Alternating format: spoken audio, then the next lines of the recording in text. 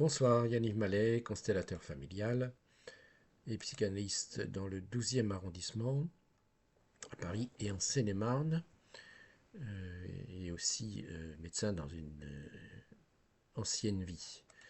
Alors, aujourd'hui, j'aimerais vous faire une petite méditation, même une méditation assez longue quand même. Ça va durer à peu près 15-20 minutes, je pense. En général, c'est ce que je faisais pour démarrer mes groupes, après alors avoir expliqué ce que c'était que les constellations familiales, et surtout qui appartenait à la famille et en quoi c'était différent de la psychogénéalogie. Et aussi, je leur expliquais les différents ordres de l'amour que il serait préférable que vous connaissiez avant de démarrer euh, cette méditation. Alors, il faudrait que vous regardiez le rang dans la fratrie est une forme de destin et qui fait partie de la famille. Ces deux vidéos, si vous voulez vraiment profiter complètement de cette méditation. Donc, je vous propose de fermer les yeux et de travailler sur la famille.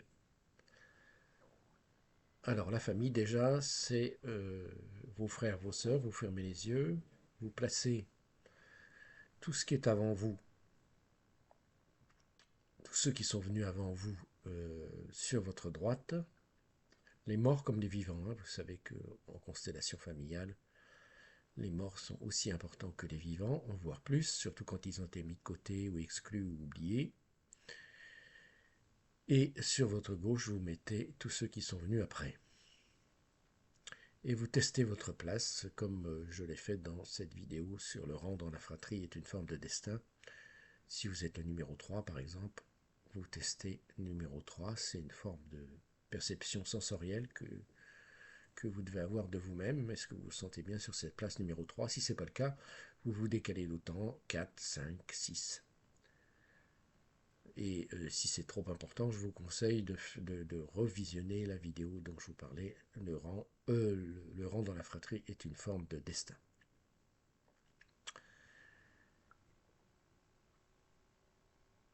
Ensuite, une fois que vous avez fait ça, vous vous tournez vers vos parents, ou plutôt, vous gardez vos parents dans votre dos et vous placez votre père et votre mère. Est-ce que papa est à gauche ou à droite, ou inversement? Déjà, c'est une question.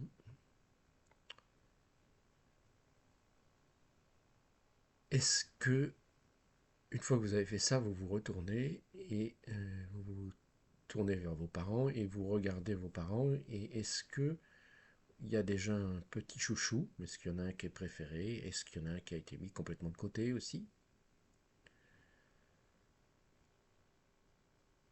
Et vous savez que ça, c'est pas souhaitable, hein, que papa et maman doivent avoir une place équivalente dans votre cœur. Et d'ailleurs, je ferai une vidéo là-dessus pour régler ça dans une fois prochaine, une petite vidéo.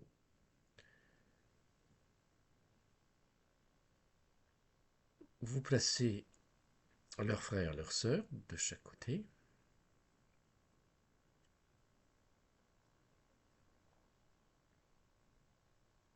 Particulièrement ceux qui ont eu un destin difficile, hein, peut-être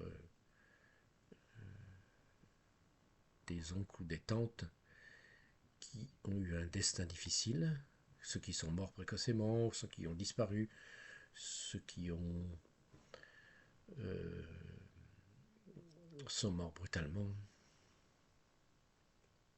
ceux qui ont été mis de côté, qui ont été chassés de la famille.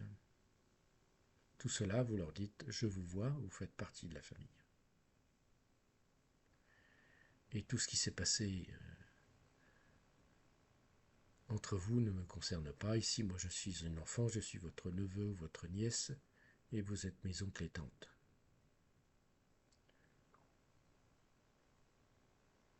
Vous placez ça du côté de papa, du côté de maman.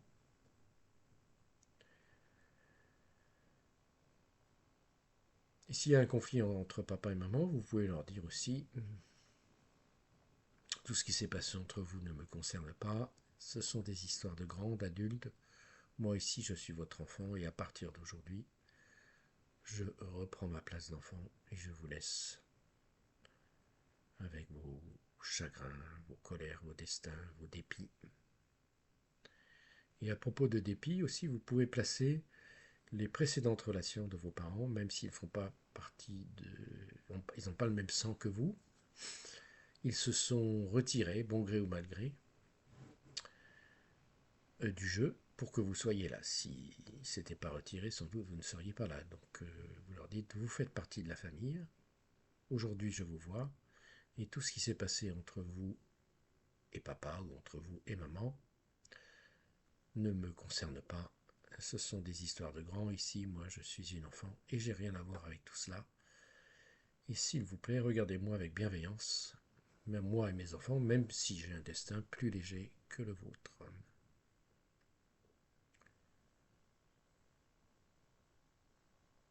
Compte dans les relations, les dépits amoureux importants, ou par exemple quand un grand amoureux est décédé précocement,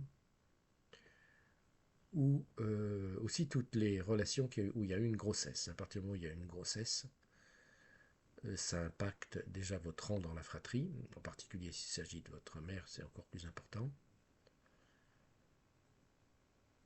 Mais même dans le cas de papa, ça impacte votre rang dans la fratrie et ça compte comme une relation pleine et entière, même si c'était une relation, une pure aventure. Et vous leur dites, aujourd'hui je vous vois, et tout ce qui s'est passé entre toi et maman ne me concerne pas. Vous écoutez à chaque fois comment vous sentez quand vous dites ces phrases-là.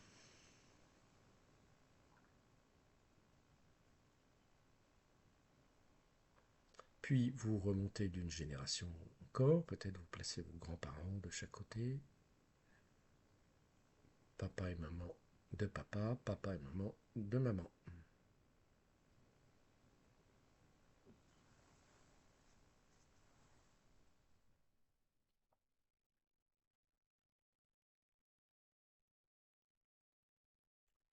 Vous pouvez aussi placer les précédentes femmes ou les précédents amours ou les précédents hommes, relations qui ont compté dans la vie de vos grands-parents. En particulier, on arrive peut-être dans des régions et dans des zones de guerre, donc tous ceux qui ont disparu à la guerre.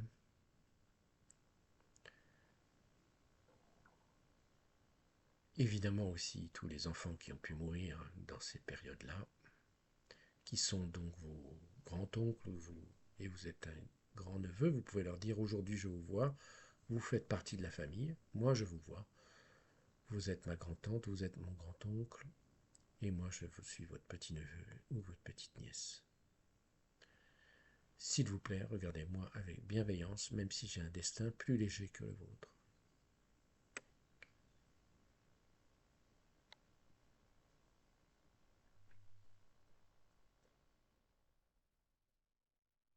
Puis vous remontez encore plus loin, peut-être dans des zones, un pays d'origine, une immigration. C'est important à reconnaître. Vous leur dites, je vous vois, vous êtes mon passé, s'il vous plaît, regardez. Je vois combien vous avez souffert, combien votre destin est difficile. S'il vous plaît, regardez-moi avec bienveillance, même si j'ai un destin plus léger que le vôtre.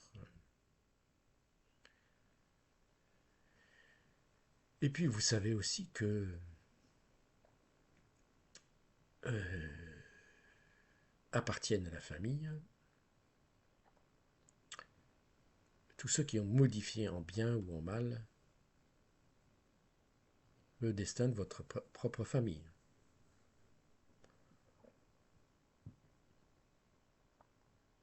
C'est particulièrement vrai dans les génocides,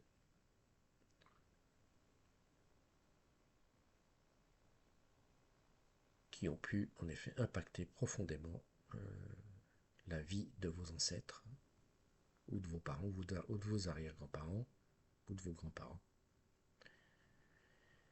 Et vous leur dites, aujourd'hui je vous vois, vous faites partie de mon histoire et de ma famille.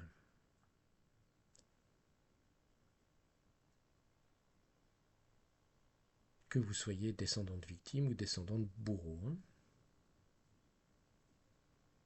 On sait maintenant que tout ça a un impact et que si vous ne les réintégrez pas dans la famille, un descendant va être intriqué avec tous ceux que vous avez exclus. On peut l'expliquer d'un point de vue psychologique. Par exemple, on sait que les survivants de, de, de génocide, de torture ou de maltraitance peuvent être soit complètement déprimés, soit complètement hyper violents.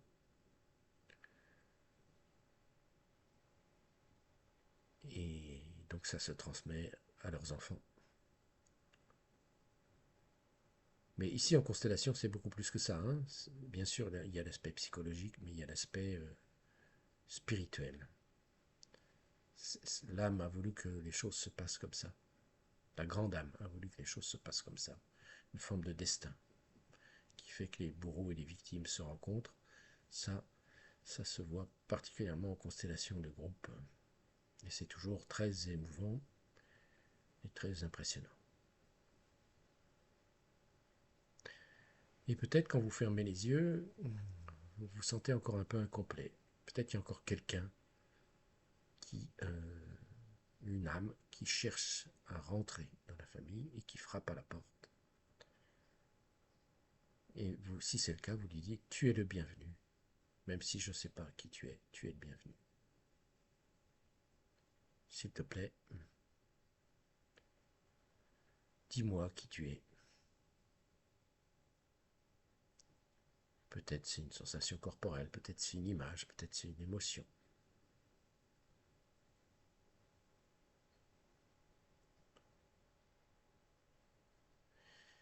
Et dans cet arbre familial, peut-être vous avez un petit chouchou.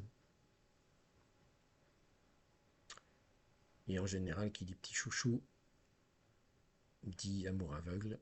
Et vous savez que dans l'amour aveugle, on a tendance à porter les choses pour celui qu'on aime. Et donc, à celui que vous aimez, vous lui dites, toi c'est toi, moi c'est moi.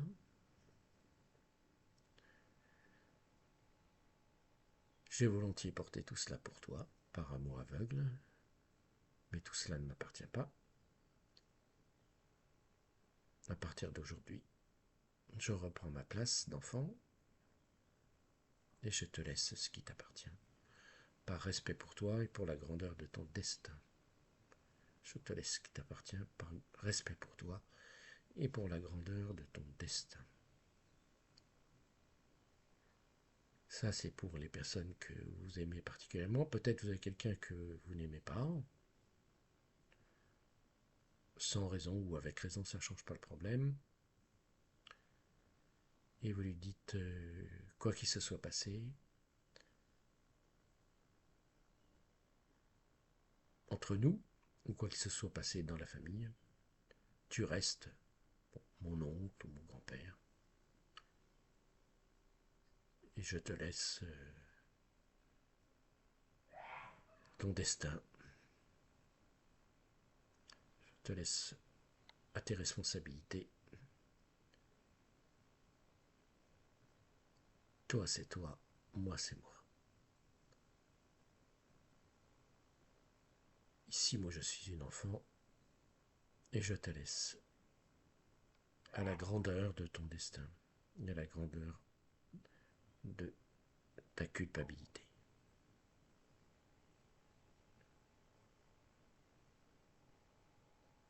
Vous écoutez comment vous vous sentez quand vous dites ça.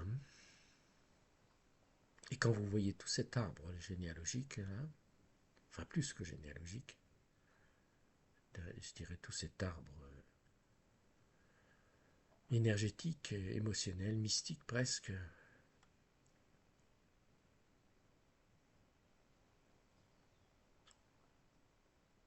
tester, essayer un grand oui.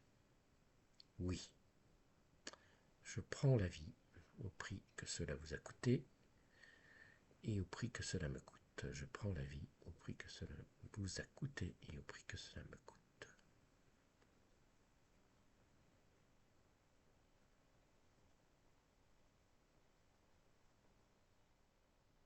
Et puis vous vous retournez, c'est-à-dire vous laissez tout ça dans votre dos, tous vos ancêtres, tous vos aïeux dans votre dos, et vous écoutez comment vous vous sentez, et vous vous dites intérieurement, maintenant allons de l'avant. Maintenant allons de l'avant, allons de l'avant. Et vous imaginez que vous faites un pas vers l'avant et vous écoutez comment vous vous sentez. Est-ce que c'est mieux ou moins bien? C'est toujours la question en constellation familiale. Est-ce que c'est mieux ou moins bien? Et si c'est mieux, vous attendez le pas suivant. Et vous vous dites intérieurement, maintenant allons de l'avant. Peut-être vous le dites à votre compagne ou à votre compagnon ou à vos enfants.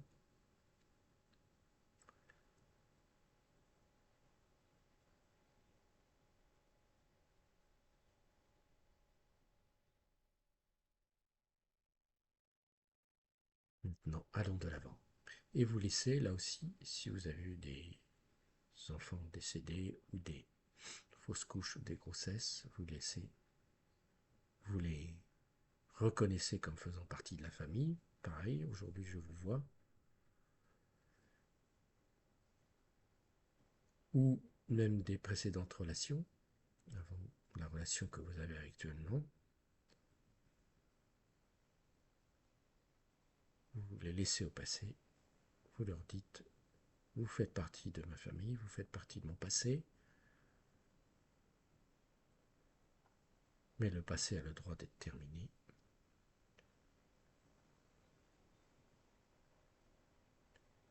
Et vous dites à votre... vous dites à votre compagne ou à votre compagnon, maintenant, allons de l'avant. Et vous écoutez comment vous vous sentez.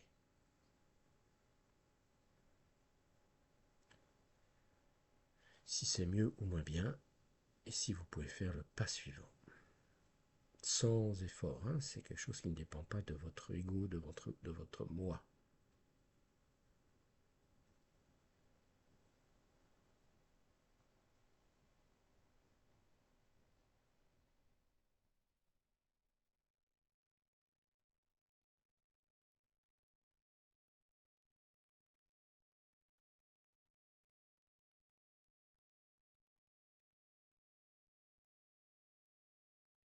Et vous imaginez devant vous, un peu au-dessus de l'horizon, comme une vague lueur vers laquelle vous vous dirigez tous.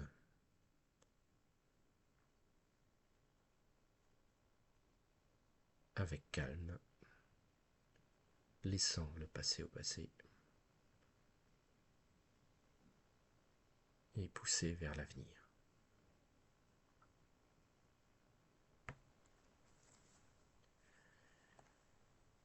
Et puis quand vous le désirez, vous ouvrez les yeux, prenez 3 grandes inspirations et vous regardez le monde extérieur.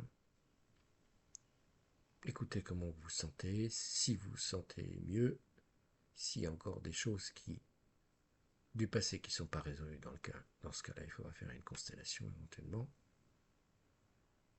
Des choses que vous sentez qui vous attirent encore vers le passé, vers l'arrière.